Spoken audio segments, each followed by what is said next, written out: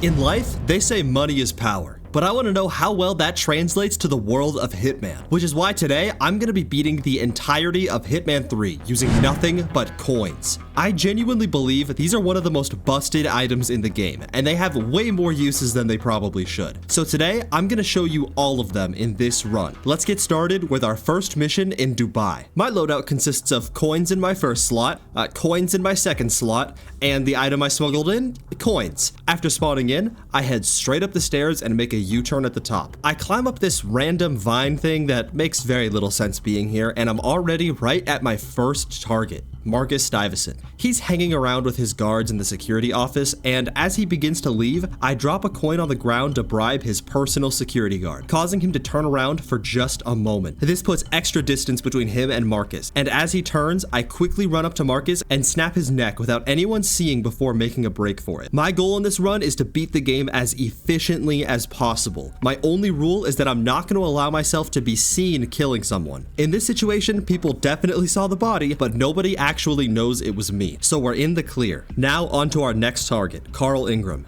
My goal for this run is to be as efficient as possible to prove how strong these coins are. My only restriction is that nobody can see me commit murder. As long as no one starts shooting at me, I'm in the clear. Now on to our next target, Carl Ingram, and he might be even easier. By running outside to the helicopter pad and going up a couple ladders, I can be right outside his working area. I'm trespassing now, so if anyone sees me, I'll instantly be caught. The only other person here with me is just some repairman, and I can dodge him fairly easily. Once Carl arrived to get some work done, I noticed he had a bodyguard with him. I needed him out of the way, so I put the bodyguard and the repairman in a daze by throwing multiple coins on the ground. According to the game's code, this really shouldn't put anyone in a daze, but the AI gets confused whenever it hears too many sounds sometimes, so characters just end up standing around until they eventually return to normal behavior. This is a fantastic and underutilized aspect of the coins. I use this period to slip inside unseen and follow Marcus. As he turns to head up the stairs, he's isolated, so I silently knock him out and break his neck before escaping. The body's found, but I am long gone. I leap from the building using a parachute to make my escape, having successfully paid to complete the first mission.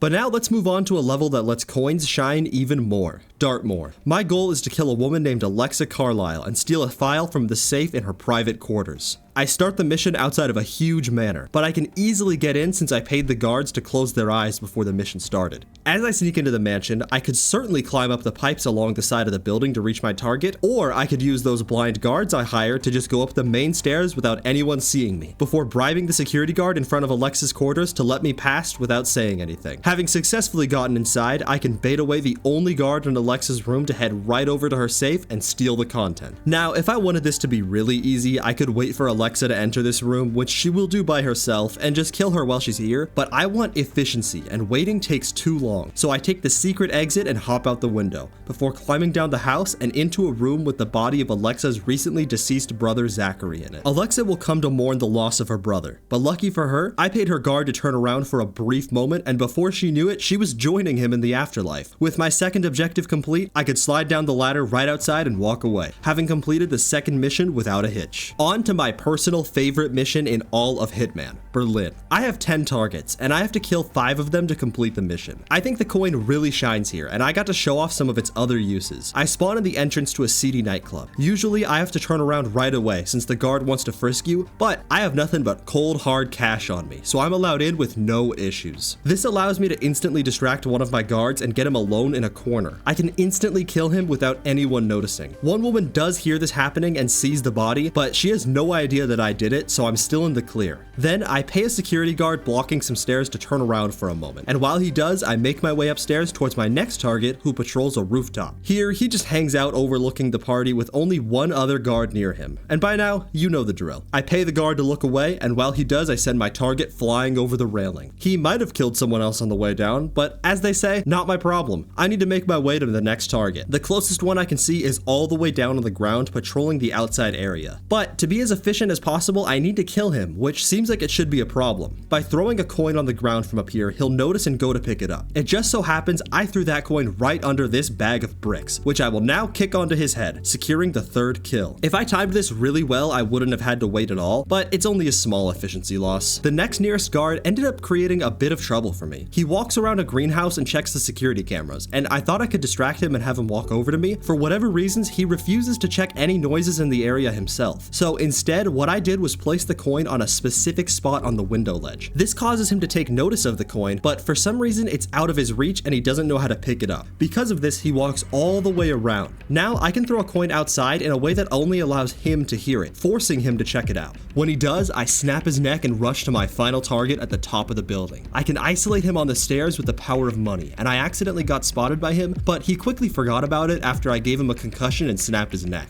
This alerted some nearby guards, but I was long gone by the time they found the body. I purchased a bike from this wall and made my escape. And that bike teleported me to my next mission in China. I'll admit, I was a bit worried about this one. I have two targets who reside in laboratories on opposite sides of the map. One is a few stories up and one is underground. So let's start with the one I wasn't too worried about and start going up. To head upstairs, I needed to get through a chain fence, but unfortunately it was blocked off. So it's time to use yet another ability the coin has. That's right, in Hitman, money can even get you free unlocked doors. By throwing a coin on the ground right at the foot of the door, when a character walks by and sees it, they'll try to lean down and pick it up, and in the process, the door will pop right on open. Now, when I walk through and open the door from the other side, it'll remain unlocked for the rest of the level. This works on just about every door in the game. I'm not aware of any exceptions. This allowed me to navigate through the workers all the way until I reached the room my target is conducting experiments in. I wrapped around the balcony until I was where I wanted to be. I knew my target would walk in here with his guard, so I placed a coin where he would notice before anyone else. Then, as he walks over to pick it up, I throw a coin to distract everyone behind him momentarily,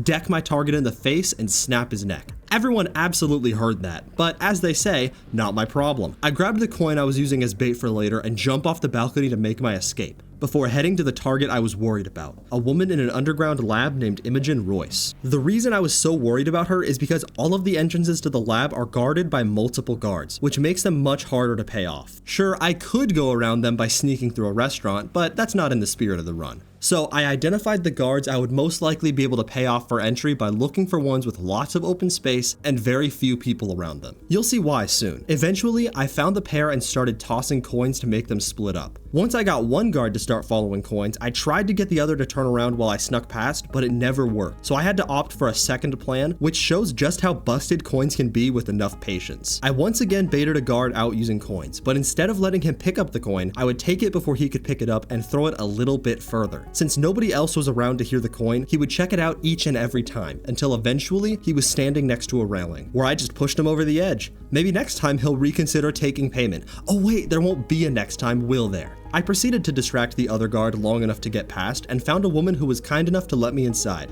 She was in the way of my efficiency though, so I got rid of her and entered the lab. Unfortunately, there wasn't any way for me to pay my way through security, so I had to hop a railing to get down instead. Seems like a design oversight to me, but I won't complain. I wanted to get through a doorway, but it was being watched by a guard and some suits. I distracted one of them and eliminated him behind cover before moving on to the two in the conference room. There's a mechanic where I can use my camera to tint the glass, which would make this easier, but I'm going coin only, so that won't do. I can turn off the AC to get one woman inside to change it, causing her to now be in range of a coin toss in this supply closet. With her down, I toss a coin into the far corner of this room. If I throw it anywhere else, the guard will spot me killing this guy. Finally, I distract the guard, eliminate him, and throw the remaining suit over the edge, giving me free reign over this whole space. Soon, my target will come down here and walk down these stairs, so I'll hide under them with the plan being to distract her and her guard while they pass. This worked, kinda. I discovered an interesting bug in the process. For some reason, NPCs walk out of bounds to get to this spot. They will almost always walk behind the stairs rather than the regular way to get to this area. At first, I thought this would ruin the plan, but it actually worked just fine. The guard just kind of stands there behind the stairs while my target checks out the noise, so I can pull her behind this side of the stairs and kill her without the guard noticing. He just kind of stands there while I head out. I had no issues exfiltrating the mission and took the train to my next mission in Mendoza. Here I had two targets, a man named Don Yates and a woman named Tamara Vidal. Right off the start, I need to get to the main party area.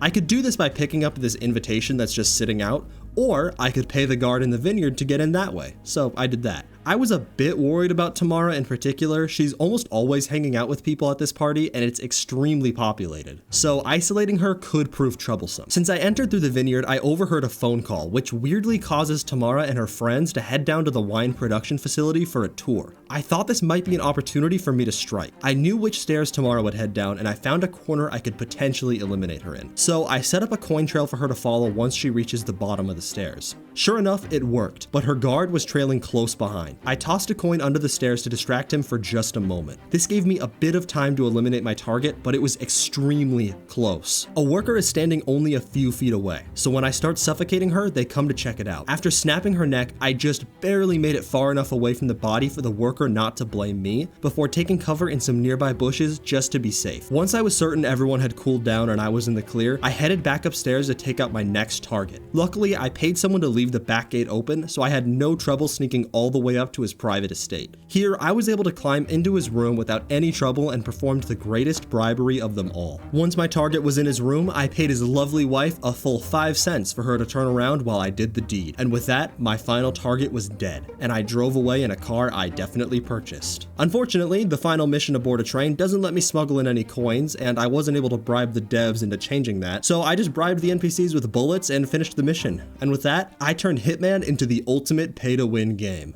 Thanks for watching. I'll see you next time.